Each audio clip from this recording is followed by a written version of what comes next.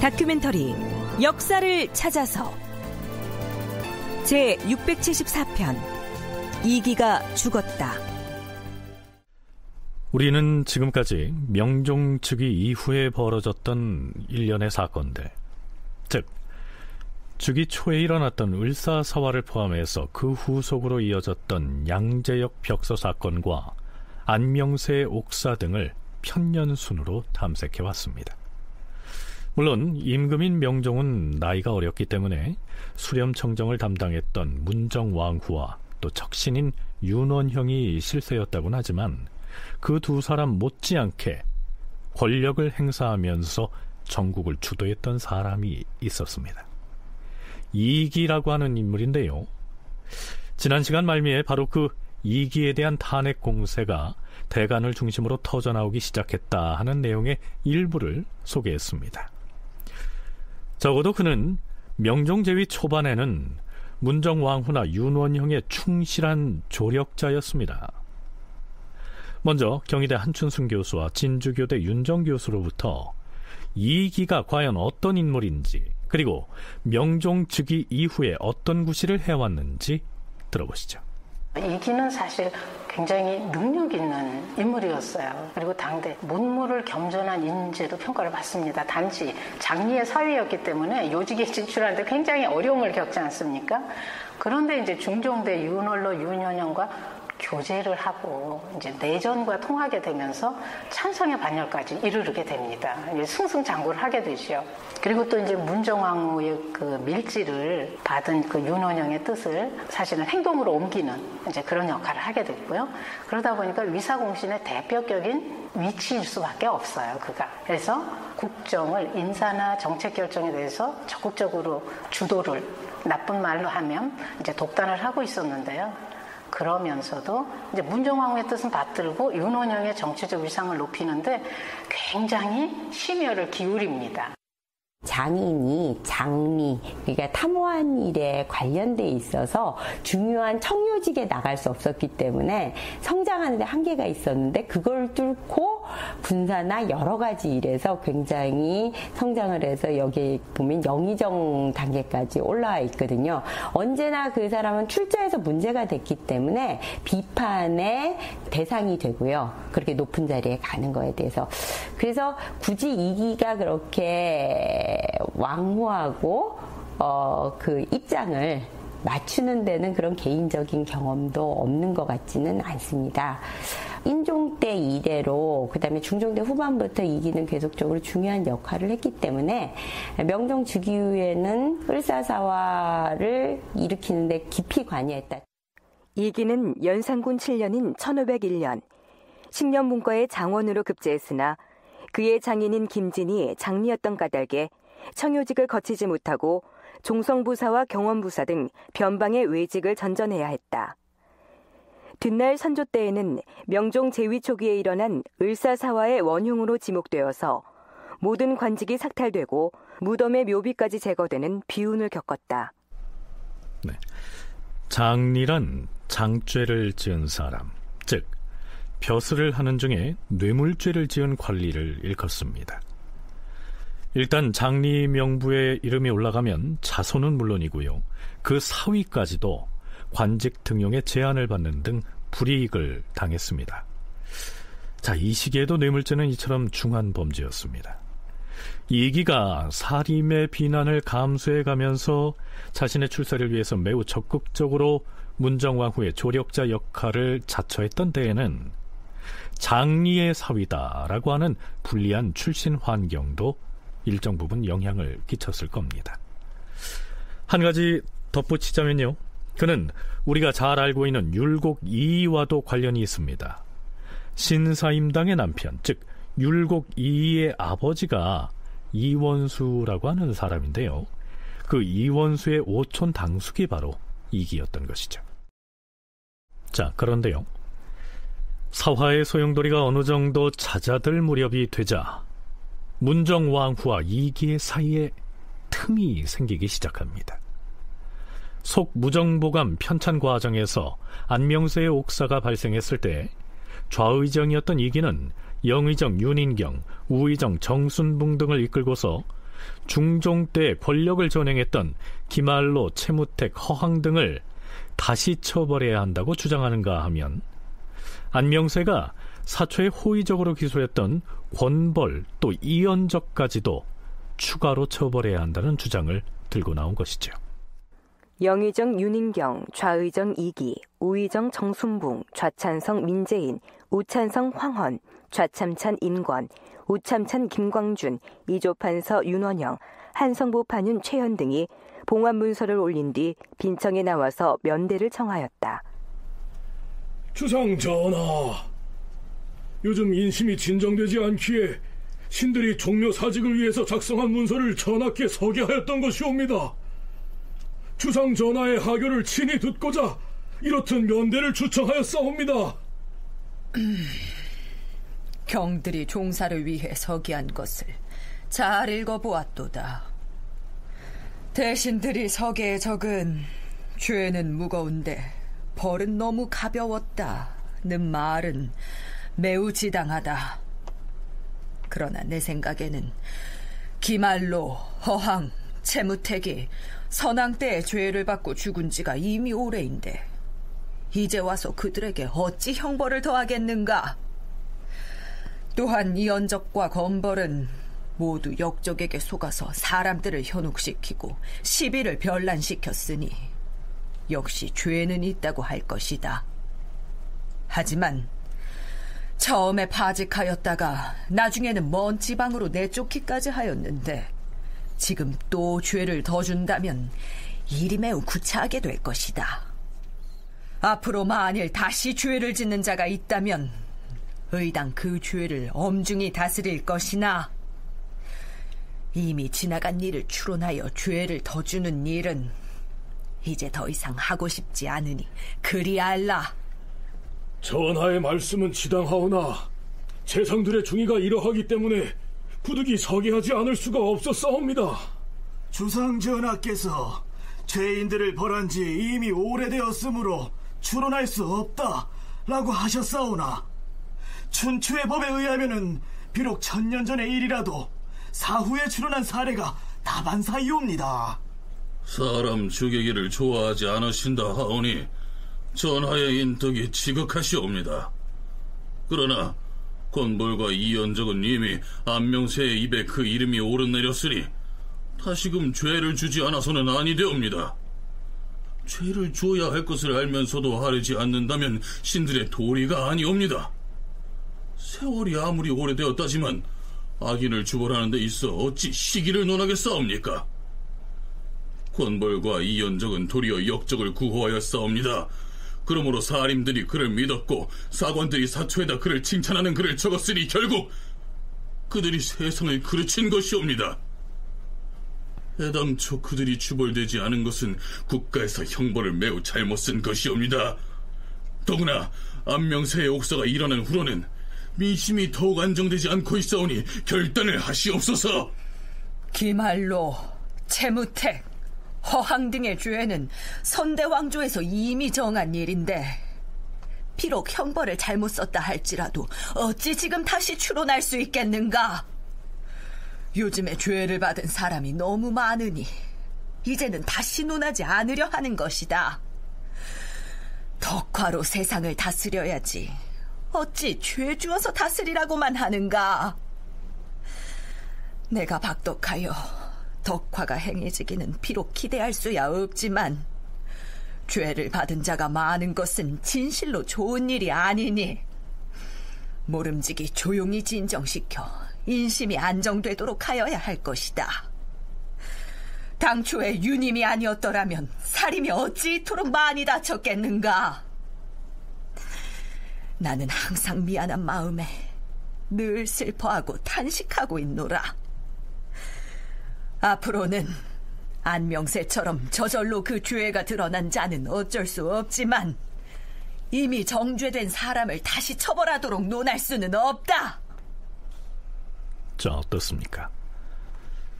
문정왕 후 또 이기를 포함한 대신들의 공방이 제법 치열하지 않습니까?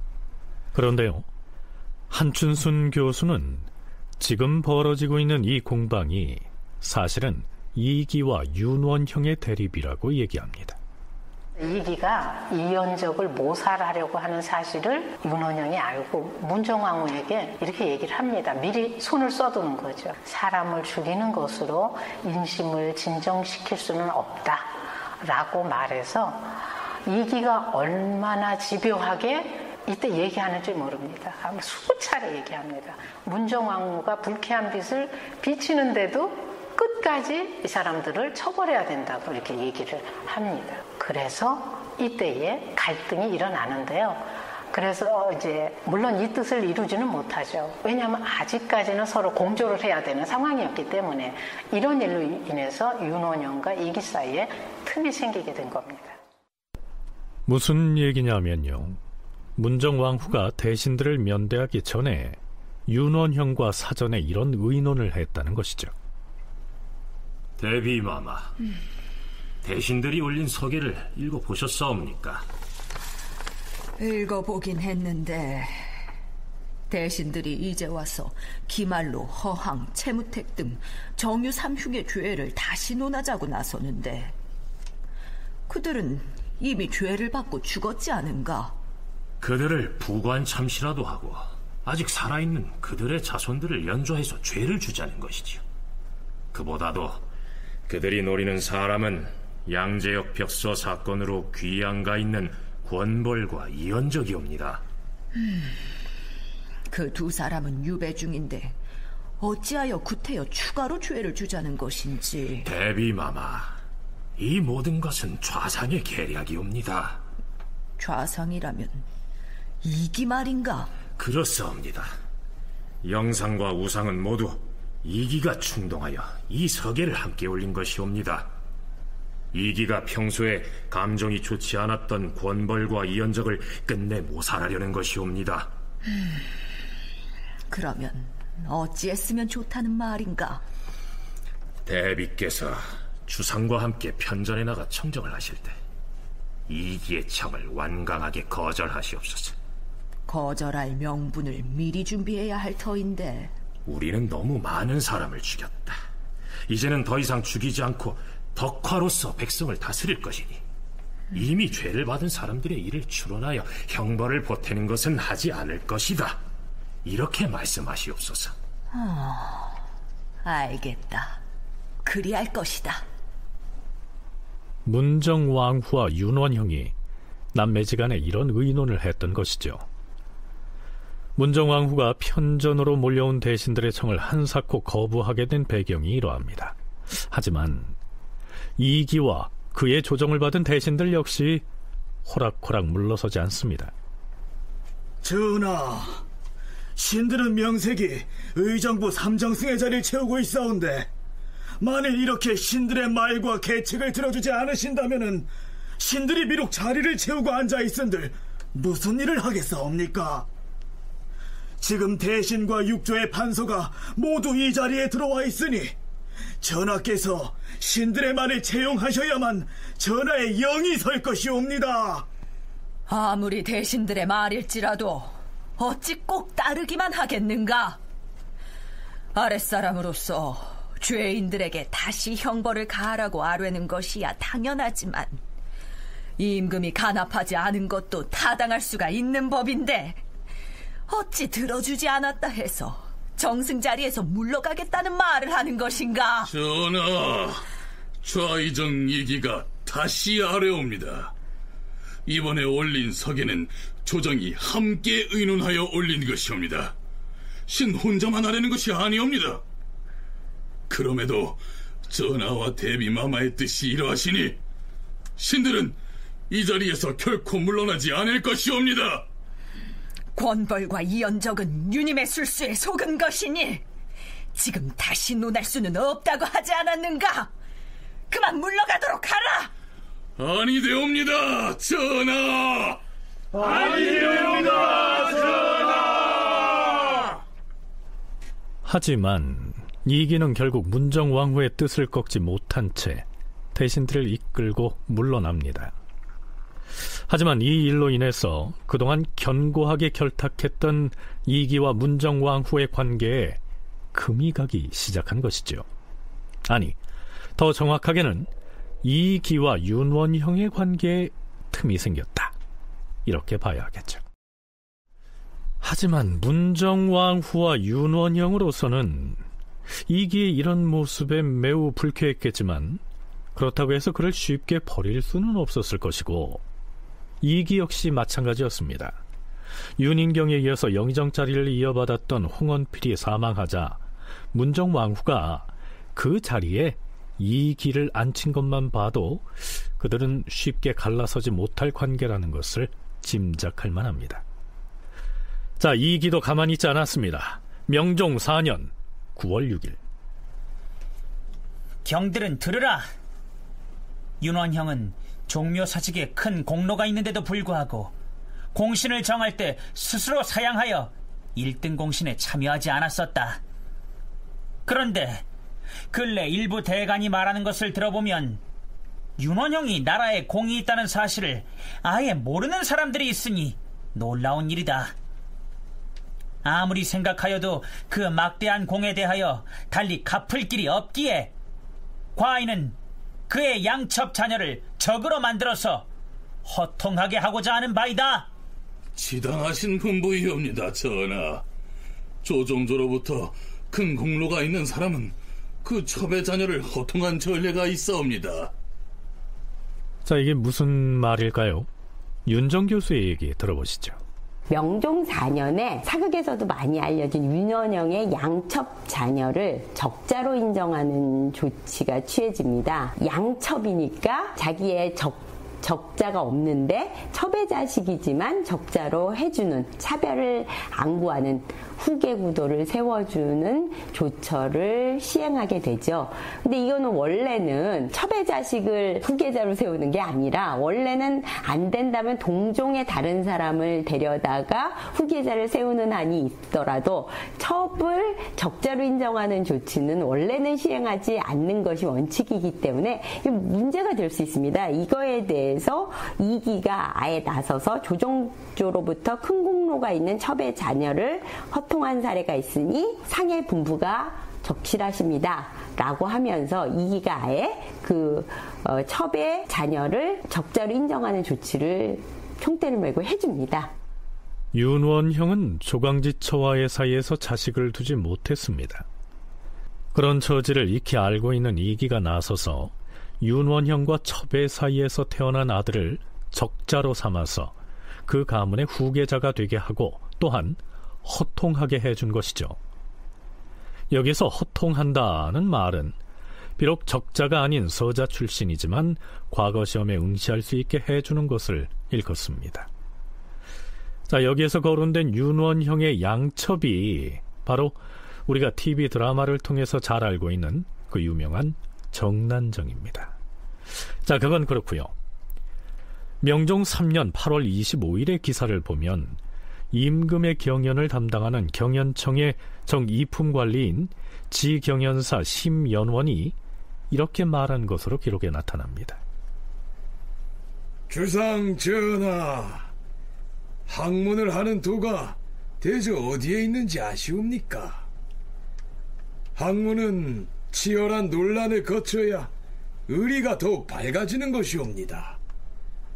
중용에 보면 신문과 명변이라는 말이 나오는데 바로 이것을 두고 하는 말이옵니다. 경연에서 경연관이 진강을 할 때 전하께서 만일 의심나는 것이 있을 경우 반드시 자세히 묻고 옳고 그름을 가려서 사물의 이치를 분명하게 밝히시옵소서. 그리하면 학문이 날로 고명하게 되어서 의심이 사라지게 될 것이옵니다. 다만 학문만 그럴 것이 아니오라 정사를 논할 때에도 그리해야 하옵니다. 신하들이 진언하는 말에 대하여 반드시 전하께서 가부를 따진 연후에야 상하가 서로 믿을 수 있는 것이옵니다. 요즘 경연에서 신하들이 전하께 진언하는 바가 한둘이 아닌데 전하께서는 가부를 논하신 적이 없사옵니다. 전하께서는 위로 대왕 대비가 계시기 때문에 감히 마음대로 할 수 없어서 그런 것으로 알고 있사옵니다. 앞으로는 경연 자리에서 오가는 한마디 말이나 한 가지 일이라도 그 가부를 꼼꼼히 따지고 논하시옵소서. 자, 이 말을 들어보면 평소에 명종이 경연에 임하는 자세를 읽을 수가 있습니다.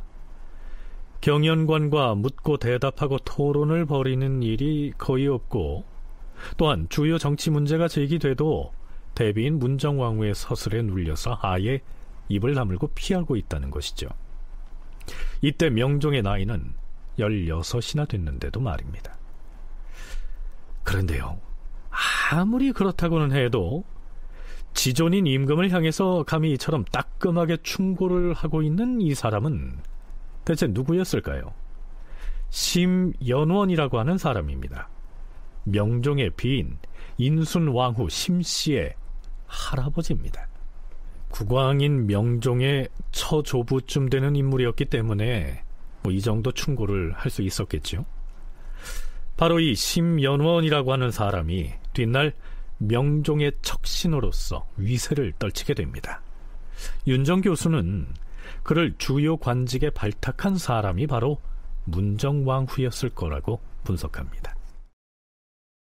명종 제위 초반기 조정의 권력지형의 변화를 살피는 데 있어서 명종 6년은 상당히 중요한 의미를 가집니다. 우선 이때에 이르면 명종이 우리 나이로 18세에 성인이 됩니다.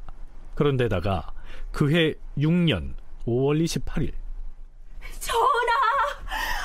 중전마마께서 순산을 하시었사옵니다. 그래, 다행이로구나. 헌데 아들을 낳은 것이냐? 아니면... 원자마마이옵니다, 전하. 경아들이옵니다, 주상 전하. 경아들이옵니다, 주상 전하. 원자가 태어났다 하니 과연 기쁘고도 기쁘도다. 오늘은 기쁜 날이니 지금 경미한 죄를 짓고 옥중에 있는 죄인들을 모두 석방하라. 또한 본인은 죄를 짓지 아니하였음에도 연좌되어서 죄를 입은 사람들은 그 명단을 과인에게 아뢰도록 하라. 명종의 기쁨은 대단했겠죠. 이때 태어난 왕자가 바로 명종의 유일한 혈육으로서 나중에 왕세자로 책봉된 순회세자입니다. 하지만 안타깝게도 그는 13살의 어린 나이에 그만 사망하고 맙니다. 자, 하지만 그건 나중의 일이고요. 모름지기 명종은 이 당시 18살로서 성인의 나이에 이른 데다가 왕위를 이을 원자까지 생산했으니 이때쯤 되면 대비의 슬하에서 벗어나서 친정을 해야 하지 않을까 싶은데요. 게다가 이때에 와서 다시 이기에 대한 비판과 탄핵이 본물을 이루게 됩니다. 윤정 교수는 그 배경을 이렇게 분석하죠. 명종 6년 원자가 탄생됐다는 건 이제 왕으로서 더 이상 미룰 필요가 없는 단계가 이루어져서 당연히 나이도 18세면 성인이고요. 자식도 낳았고 그 다음에 벌써 왕이 된 지 6년이나 됐으면 정상적인 친정이 이루어져야 될 시기인데도 여전히 모후의 수렴청정이 이루어지고 있었다는 거죠.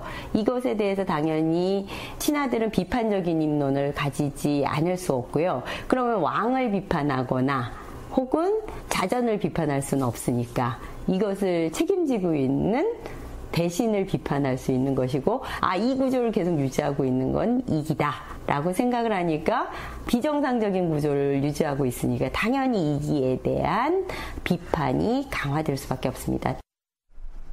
자, 그런데 명종 6년이 또한 중요한 의미를 지닌 것은 즉위 초에 문정왕후의 수렴청정을 뒷받침했던 측근 신료들이 이 시기쯤 앞서거니 뒤서거니 대거 세상을 떠나고 이기 한 사람만 남게 되기 때문입니다.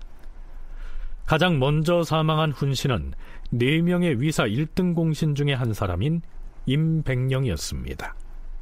명종 1년 7월 19일 주상전하, 큰일 났사옵니다.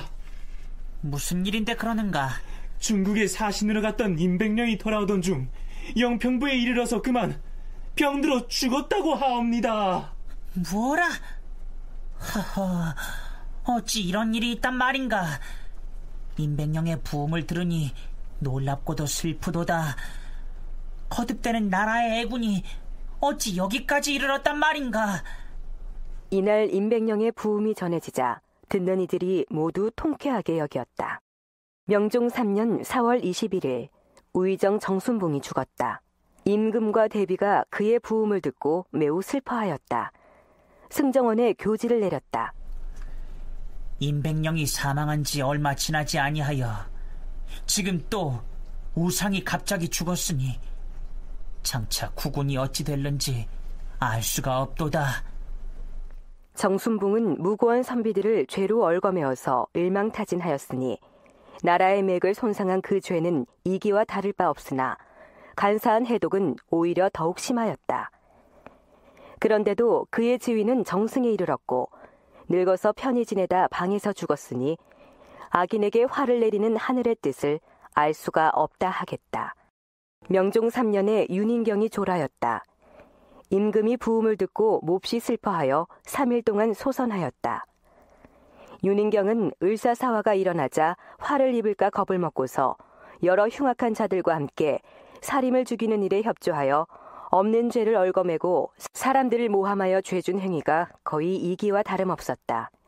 경연에 입시할 때면 항상 임금에게 말하기를 주상 전하, 이기의 뜻이 그러하니 간합하시옵소서 라고 하였으며 한결같이 이기의 뜻만을 따랐지 감히 조금이라도 다르게 발언하는 법이 없어서 마치 그의 노예와 같았다. 이에 사람들이 모두 침을 뱉으며 욕했다. 명종 4년 1월 28일 영의정 홍원필이 졸하였다. 지난 정유년에 기말로 등 권간의 미움을 받아 남양에 귀양가 있을 때에는 날마다 언행을 조심하고 자숙하며 두문불출하였다. 그러나 정승이 되어서 중종, 인종, 명종 등 세 조정을 섬기는 동안 단 한 번도 스스로 무엇을 주장하거나 건의하지 않았고 정사를 논할 적에는 전하의 하교가 지당하옵니다 라고 말하거나 아니면 다른 정승의 말을 좇을 뿐 두려워하면서 자리 보전에만 급급하였다. 옛사람의 글을 많이 읽고 천성 또한 청렴하였으나 마음속으로 항상 화를 두려워하여 바른 말을 입 밖에 내지 않았으니 나라가 혼란할 때에 동량구시를 하지 못하였던 것이다. 네, 이외에도 2등 공신 민재인이 명종 4년에 사망하고요. 1등 공신으로서 을사사화 때 역시 행동대원 역할을 했던 허자도 명종 6년에 사망합니다. 여기에서 잠깐. 우리는 중종 때에서 명종 때에 이르기까지의 정치를 외척 등의 척신들이 전국을 전행했다 해서 대개는 척신정치라고 부르죠. 척신은 곧 임금과는 성이 다른 임금의 고종, 이종, 외종 따위의 신하들을 일컫습니다. 그리고 또 한 가지 훈신이라고 하는 말이 있는데요. 나라의 공로를 세운 신하들을 말하죠. 명종 때의 경우에는 을사사화 때 공을 세웠다고 해서 공신으로 책봉된 인물들을 말하겠는데요. 그렇다면 척신인 윤원영과 훈신인 이기 등이 한데 어울려서 권력을 전행했다 하면 이걸 뭐라고 불러야 할까요? 한춘순 교수는 이건 마땅히 훈척정치다 이렇게 불러야 옳다고 얘기합니다. 초반에는 훈신들의 그 권력이 강했고 그들이 순차적으로 자리를 제거가 되거나 사망을 함으로써 그 자리에 영향력 있는 척신들이 권력을 행사하게 되면서 이제 척신 정치가 이어지게 되는 것이지 그 딱 한 부분을 해서 이렇게 척신 정치라고 하는 건 좀 무리가 있다고 저는 보고요. 또 물론 윤원영이 실세가 아니었다는 건 아닙니다. 그러나 그가 삼공과 의정부와 육조에 진입해 있지 않는 상태였고 초기에 6년까지는 적어도 이 길을 중심으로 하는 훈신들이 국정을 운영을 하고 독단을 했던 전행을 했던 실질적인 국정 운영을 맡고 있었기 때문에 이들이 이제 6년을 전후로 해서 하나둘씩 사라지게 되면서 윤원영이라는 실세에게 모든 권한이 집중이 되면서 이제 훈신 정치에서 척신이 이어받게 되는 거기 때문에 따라서 명정주기 이후 제위 6년 무렵까지는 훈신과 척신이 조정 권력을 분점해서 위세를 떨쳤으니까 훈척 정치가 이루어진 셈이지만, 훈신들이 하나둘 떠나고 이기 혼자 달랑 남은 명종 6년 중반 이후로는 문정왕후와 윤헌영이라고 하는 척신이 정치 권력을 쥐락펴락했으니까 이때부터는 척신 정치의 시대가 열렸다고 할 만하다. 이런 의견인 것입니다.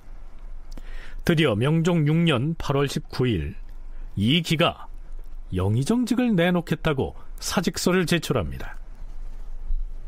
주상전하, 신은 늙은 몸으로 중풍까지 얻어서 그동안 몸을 제대로 움직이지도 못하고 오랫동안 병석에 있었사옵니다. 맡은 직책을 오랫동안 수행하지 못하였으므로 정치에 손실이 있게 했으니 송구스러움을 금할 수가 없었사옵니다. 수상 전하의 총애하심을 말로 표현할 수 없사오나 이제 이 늙은 신하의 병은 몇 날 몇 달이 걸려야 회복될지 기약할 수도 없사옵니다. 신은 중풍에 들었는데도 다만 전하의 명령을 저버리지 않으려고 영의정 자리에 눌러 있었사오나 직책을 저버렸다는 의논이 조정에서 공론으로 나오기에 이르렀으니 속히 재직시켜 주시옵소서. 자, 몸이 너무 좋지 않아서 채직을 신청하고 있는 듯하는 이런 표현을 하긴 했지만, 실제로는 영의정 자리를 놓치기 싫어서 중풍을 앓고 있으면서도 그렇게나 오래 버텼던 것인데요. 그를 탄핵하는 목소리들이 터져 나오자 결국엔 버티지 못하고 사직서를 올린 것이죠. 경의 병이 속히 나아서 다시 조정에 출사하기를 날마다 바랐는데 아직도 완쾌되지 않았다 하니 하는 수 없이 경의 뜻을 따라 채직하노라. 그러나 이는 부득이하여 취한 조처이니 과인은 실로 측은하게 여기는 바이다. 이렇게 해서 이기는 일단 영의정 자리에서 물러납니다. 이 기사에 대한 사관의 논평은 매우 부정적이죠. 임금이 소인배에게 현혹됨이 심하도다. 이기는 음흉하고 사나운 무리의 괴수이다. 그런데 그는 국가가 불운한 때를 만나자 사사로운 감정을 품고 함부로 분풀이를 하였으며 세력을 믿고 사림을 마구 죽였으니 그는 오직 국가를 해친 신하일 뿐이요 국가를 위한 공신이 될 수는 없었다. 그런데도 지금껏 정부에서 병을 요양하면서 오래도록 물러나지 않았으므로 사람들은 분해하여 그의 고기를 씹고 싶어 하였던 것이다. 임금이 도리어 그를 애석해 하는 뜻이 이와 같이 지극하여서 측은히 한다는 분부를 내리셨으니 이 늙은 도적을 보호하고 양성하여 장차 어디에 쓰겠다는 말인가. 아, 소인배를 제거하기가 이토록 어려운 것이다. 네, 하지만 이기가 영의정 자리에서 물러났다고 해서 모든 권력을 아예 내려놓은 건 또 아니었습니다. 그는 비록 영의정이라고 하는 정승 자리는 내려놨지만 명예직인 영중추부사라고 하는 벼슬을 유지한 채로 사가로 물러난 것이죠. 뿐만 아니라 아직도 대간에는 그가 수족처럼 부리고 있던 진복창, 이무강 등이 포진하고 있어서 언제든지 이기의 의중에 영합하는 의견을 조정 공론으로 만들 수가 있었습니다. 근데 이기는 사실 사림을 제거하는데 가장 행동대장으로 나섰던 인물 아닙니까? 근데 그렇게 할 때 반드시 하찮은 일이라도 언관의 말을 꺾습니다. 그러니까 말하자면 언론에 재갈을 물렸다는 거죠. 근데 이제 진복창이나 이무강 같은 인물이 바로 수족 또는 은견 이런 무리가 대간에 있었기 때문에 그 대간들이 말하는 것들은 다 공론으로 받아들여지는 분위기가 그때도 유지가 되고 있었어요. 그래서 공론을 침탁을 해서 자신의 그 의도를, 그러니까 사사로운 이익을 챙기든 정책이든 그걸 다 관철을 시켰는데요. 이 진복창이라는 인물은 윤원영을 섬겨서 발신의 발판으로 삼습니다. 그리고 이제 이기하고도 결탁을 하죠. 그러면서 아주 현달하고 고위 관료에게도 거리끼는 점이 없어서 명종이 굉장히 강직한 사람으로 여겼다는 거예요. 그런데 이제는 이기와는 사이가 틀어져 버린 윤원영 역시 자신의 뜻대로 공론을 조성해줄 청요직 관리들을 언론 3사에 두고 있었습니다. 대표적인 인물이 바로 윤원형과 육촌지간인 윤춘년이었습니다. 명종 6년 10월 24일 윤춘년은 홍문관 관원 12명을 이끌고 이기를 탄핵하고 나섭니다. 전하, 근년 이래로 천재지변이 속출하고 가뭄이 계속되어서 백성들이 곤궁에 빠져 있사옵니다. 신들이 이렇게 된 연유를 생각해 본 적이 있사온데 그 원인이 어디 있겠사옵니까? 둔전은 군대의 경비를 충당하는 토지인데 이것을 사사로이 점유하여 개인 재산으로 삼는가 하면 지방에서 납부하는 공납을 가로채어서 백성을 좀먹는 간특한 자들이 있었사옵니다. 뿐만 아니오라, 뇌물을 받고서 관작을 팔거나 벼슬을 얻기 위해서 청탁하려는 사람들이 문전에 가득하며 노비처럼 부리는 양민이 수백에 이르렀사옵니다. 남의 노비를 탈취하고도 본래부터 자기 소유였던 것처럼 부리고 있사옵니다. 그뿐이 아니옵니다. 이조판서나 병조판서에서 사람을 쓰는 일이 조금만 자기 뜻에 어긋나면 무고를 하여서 중상하는가 하면 고든 선비가 자기의 실수를 논지하고 나서면 무거운 죄로서 조치를 하는 등 그 횡포가 날이 갈수록 심해지고 해가 갈수록 더했사옵니다. 그러나 사람들은 모두 수수방관하고 감히 입을 열지 못하였사옵니다. 조정에 이런 풍습이 물들게 되면 장차 약으로는 구제할 수 없는 지경에 이를 터인데도 공론이 막혀서 아무도 감히 말을 못하고 있사옵니다. 이러고도 어찌 국가에 사람이 있다고 하겠사옵니까? 만약 이 같은 사람을 다스리지 않는다면 전하께서 아무리 세상 다스리는 도리를 만회하려고 한들 어느 세월에 이루어지겠사옵니까? 주상 전하, 사정이 이러하오니 일벌 100개로 치죄하는 것을 늦추지 마시옵소서. 그렇다면 지금 윤춘년을 비롯한 홍문관 관원들은 앞에서 줄줄이 나열한 그 비리와 부정을 누가 저질렀다고 하는 것일까요? 그들이 지목한 사람은 바로 이기였습니다. 전하, 영중추부사 이기가 비록 나라에 막대한 공을 세웠다 하나 공 못지않게 막대한 죄도 있사옵니다. 국가가 공허해지고 백성이 곤궁해지는 것은 그동안 이 사람이 정권을 잡았기 때문이옵니다. 네, 앞에서 소개한 내용 이외에도 그동안 이기가 저지른 부정과 비리의 사례는 그 가지수가 매우 많고도 또 다양합니다. 이 점에 대해서 윤정 교수는 실록에 나타난 내용을 그대로 온전히 믿을 것이냐 하는 점을 객관적으로 판단해 봐야 한다고 얘기합니다. 실록에 보면 이기와 관련된 굉장히 경제적 비리 상황이 많이 기록되어 있습니다. 그것을 100% 다 사실이라고 믿을 것인가에 대해서는 조금 조심할 필요가 저는 개인적으로 있다고 생각합니다. 왜냐하면 그런 사례가 진실이라 할지라도, 없는 것을 넣지는 않았을지라도 다른 신하들과의 균형이라는 것은 중요한데, 웬만하면 높은 자리에 있었던 다른 신하들은 그러한 기록들이 구체적으로는 드러나지 않았을 텐데, 이기 같은 경우에는 굉장히 구체적이고 자세하고 지속적으로 이루어집니다. 이럴 수 있었던 건 그만큼 비판적인 입론이 워낙 심하고, 또 선조 때 이기가 삭탈관직이 되면서 당시에 명종때의 정치에 대해서 비판적인 입론이 있으니까 상소를 했던, 탄핵을 했던 내용들이 전부 실릴 수 있는 여건이 있다. 네, 무슨 얘기냐면 뒷날 선조 때 을사사화에 대한 재평가가 이루어지면서 명종실록을 편찬할 당시에는 이기는 가장 질 나쁜 악인이자 간사한 인물로 평가되기 때문에 실록에다 그가 저지른 부정, 비리, 정치적 악행을 대단히 거칠고도 부정적으로 표현해 놨을 가능성이 있다. 이런 얘기입니다. 자, 어찌됐든 홍문관 관원들의 상소에 대해서 명종의 대답은 이랬습니다.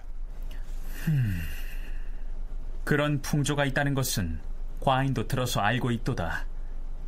그러나 그처럼 잘못된 풍습은 일조일석에 이루어진 것이 아니고 그 유래가 이미 오래되었도다. 어찌 영중추부사 이기만이 그러하였겠는가? 또한 이기가 필시 몸이 노쇠하여 예전만큼 사려가 깊지 못하기 때문에 생긴 일일 터이다. 게다가 그는 이미 정승에서 채직되었고 더구나 나라에 큰 공이 있는 사람이니 비록 죄를 내려 다스리지 않더라도 어찌 스스로 그 과오를 회개하지 않겠는가? 네, 이 기사 뒤에 첨부된 사관의 논평에서도 이기의 비리와 비행을 매우 길게 적고 있습니다. 경제 비리 말고요, 정치 문제 일부를 소개하자면 이렇습니다. 이기는 을사년 별난에 공을 세운 원훈이라 하여 정승이 되었는데 그는 공훈을 믿고 방종을 일삼았으니 탐욕스럽고 음험하였다.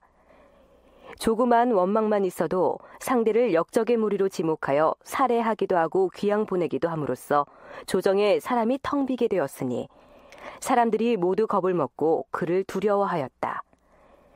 또한 이전에 자기를 논박한 것을 원망하여 구수담을 살해하였고 자신의 잘못을 고해 바쳤다는 혐의로 자신의 조카 이월록을 귀양 보내기도 했다. 이로부터 이기의 권세가 더욱 성해져서 사람들이 감히 그의 과오를 말하지 못했다. 경술령 가을 조강에 입시하였다가 중풍으로 쓰러졌다. 그런데도 탄핵을 당한 뒤에야 채직되어 영중추부사가 되었는데 이때에 와서 다시 그를 탄핵하는 공론이 격렬하게 일어나니 사람들이 모두 통쾌하게 여겼다. 명종 6년 11월 10일 명종이 아침 경연에 나가자 참찬관, 권찰을 비롯한 경연관들이 또다시 이기의 비리를 들고 나옵니다. 전하, 이 충남이 유신현에 있을 때 지방수령이었던 이기는 인근 고을에서 바친 박람미 300여 섬을 자신의 집으로 실어가고 나라에 공납할 특산물 또한 기한 내에 바치지 않았사옵니다. 이를 본 고을의 사람들이 그 원통함을 하소연할 길이 없다고 하였사옵니다. 또한 그 다음 해에는 오랜 흉년이 들어 백성들의 굶주림이 심했사온데. 자, 명종은 아침 경연에서 또 한 번 이기가 지방수령으로 있을 때의 부정과 비리를 한참이나 들어야 했는데요. 그날 밤에 열린 경연, 즉 야대에서는 또 윤원형의 육촌인 윤춘년을 비롯한 시강관들이 또 한바탕 이기의 비리를 늘어놓게 되죠. 전하, 근래 10년 이래로 나라꼴이 말이 아니게 되었사옵고 기강 역시 해이해졌사옵니다. 을사년에 유님 등의 역적을 제거하고 훈신이 되었던 4명 가운데서 그나마 임백령이 가장 훌륭하였사온데 가정에서의 처신이 깨끗하였으므로 죽은 후에도 사람들이 모두 애석하게 여겼사옵니다. 정순붕은 선비 출신으로서 명망이 매우 높았는데 재상이 되더니 갑자기 처음만 못했사옵니다. 또한 허자는 처음에 유관과 더불어 임백령의 말을 받아들여 흉악한 간신을 제거하였고 행실도 깨끗하였사옵니다. 근래 조정의 탐호의 풍습이 날로 성하여서 군신 간의 믿음이 무너지게 된 것은 그 모두가 이기 때문이옵니다. 그렇사옵니다. 그는 비록 공이 있으나 죄가 훨씬 더 크옵니다. 또한 임금과 신하의 분수는 하늘과 땅같이 현격한 것인데 주상전하의 분부를 만만히 여겨서 받들지 않았사옵니다. 임금이 비록 황음무도하더라도 신하로서는 마땅히 명령을 따라야 하는 것이옵니다.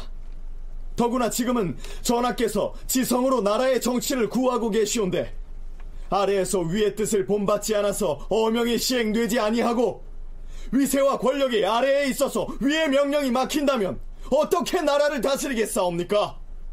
통촉하시옵소서. 하지만 대비인 문정왕후가 결심을 하지 않는 이상 명종이 독단으로 어떤 결정을 내릴 수는 없는 형편이었습니다. 그렇다면 이 시기 문정왕후의 생각은 어땠을까요? 신하들이 끊임없이 계속적으로 물러나라, 그냥 채직을 하는 수준이 아니라 귀향을 가야 된다라는 비판의 강도가 심합니다. 찬축할 것을 양사를 중심으로 계속적으로 말을 하죠. 이렇게 조정이 시끄러워지니까 여기에서 약간 이 길을 이제 어떻게 또 계속적으로 그렇게 쓸 수는 없다. 그리고 몸도 뭐 나이도 됐고 이 길을 제거하는 쪽으로 외척 쪽도 정리가 된 것이 아닌가라는 생각이 듭니다. 이건 뭘 보면 아냐면요, 윤원영과 아주 밀접한 관계가 있는 윤춘년이라는 사람이 보면 당시에 이제 탐호한 풍습이 성에서 분신과 상하의 분위를 알지 못하게 된 게 결국 다 이기의 책임이다 라고 해서 같이 이기를 탄핵하는 길에 나서게 되죠.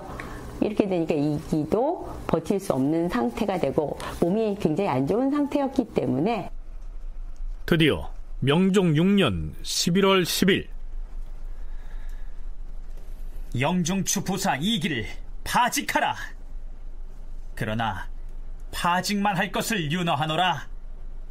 또한 이기의 사주를 받아 공론을 조작한 혐의를 받고 있는 이무강의 간사함은 위아래가 모두 소상히 알고 있으니 어찌 그가 다시 간사한 술법을 쓰겠는가. 그에게 죄를 주는 것은 윤허하지 않는다. 그런데요, 문정왕후는 무슨 생각이 들었던지 병으로 앓아 누워있는 이기에게서 삭탈했던 영중추부사의 관작을 다시 돌려줍니다. 시간을 5개월쯤 건너뛰어서 명종 7년 4월로 가보시죠. 지금 들으니 영부사 이기의 병세가 매우 위독하다 한다.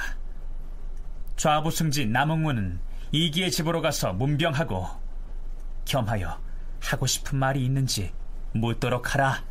예, 주상 전하. 그런데 이기의 문병을 다녀온 남응우는 이렇게 고합니다. 전하, 이기의 병은 이미 위급해졌사옵니다. 그의 아우인 지중주부사 이미가 신에게 말하기를 형의 병이 이미 위중하여서 언어가 통하지 못하니 들어가서 얼굴을 보아도 아무 말도 들을 수 없다 라고 하였사옵니다. 하오나 신이 임무를 띄고 갔기 때문에 굳이 보기를 청하여 드디어 병석에 들어갔사옵니다. 하지만 의원을 시켜서 전하께서 승지를 보내왔는데 하고 싶은 말이 없는가 라고 물었으나 이기가 알아들은 것 같으면서도 말을 못하고 입만 여러 번 열어보였을 뿐이옵니다. 또 의원을 시켜 약을 먹이니 눈을 감고 그저 받아 마실 뿐이었사옵니다. 병세가 몹시 위급하옵니다.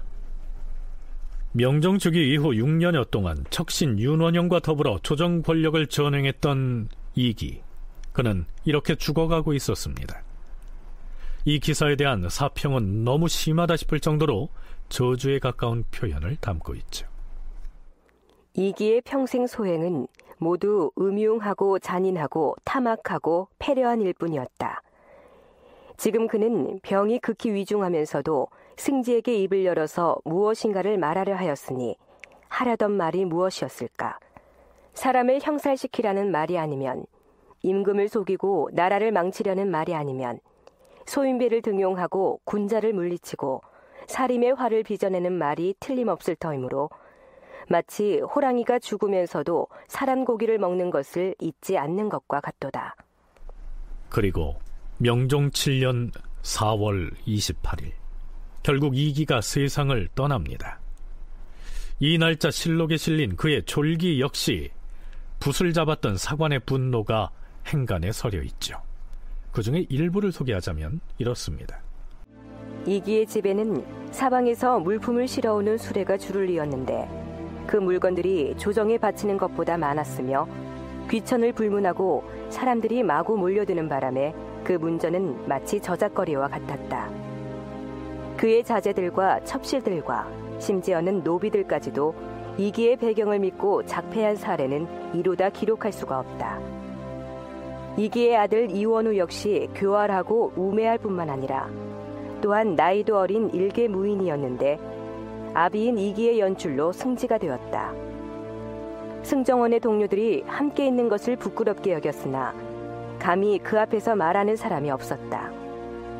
이기가 끝내 영의정이 되었을 때 하지 않는 짓이 없었을 정도로 권력을 전횡하였다. 대간이 사력을 다해 논박하여서 영의정 자리만은 채직시켰으나 호랑이를 찔러 완전히 죽이지 못한 아쉬움은 남게 되었다. 이기는 물러났다가 복귀하여 다시 수상이 되었을 때 맨 먼저 자신의 탄핵을 발의한 대간을 죽이는 듯 마구 흉독을 부렸다. 하루는 대궐에 입시하였다가 갑자기 풍증을 일으켜 임금 앞에서 넘어졌다. 수레에 실려 집으로 돌아간 그는 인사를 살필 수 없는 지경이었는데도 수년 동안이나 인사권을 놓지 않았다. 이후 대간이 그의 죄를 논개한 뒤에야 비로소 채직하였고 그가 거의 죽게 되었을 즈음에는 온 조정이 그를 탄핵하고 논개하였으나 끝내 그를 죄로 다스리라는 윤허를 받아내지는 못하였다. 자, 이렇게 해서 명종주기 이후에 문정왕후와 결탁해서 을사사화를 일으켜 숱한 목숨을 앗아가는 데에 가장 큰 역할을 했던 인물이 세상을 떠납니다. 이기가 훈구 대신 정식 관료 조직을 대표해서 문정왕후에게 충성을 했던 그런 사람인데 그 사람이 죽었단 말입니다. 그러면 힘의 균형이 깨지고 힘의 공백이 일부 발생하죠. 약 한 2기가 죽고 한 6, 7년 정도는 이제 문정왕후와 윤원영의 독주 시대가 열립니다. 그 다음에 이제 문정왕후가 이제 수렴청정을 이제 그만두고 그런 과정에서 이제 2기의 역할을 대신할 이량이라고 하는 사람이 이제 등장해 가지고 윤원영과 치열하게 싸우기를 하죠. 그런 식으로 이제 역사가 흘러가다가 문정왕후가 죽고 병으로 문정왕후가 죽으면 이제 역사가 끝난 거예요.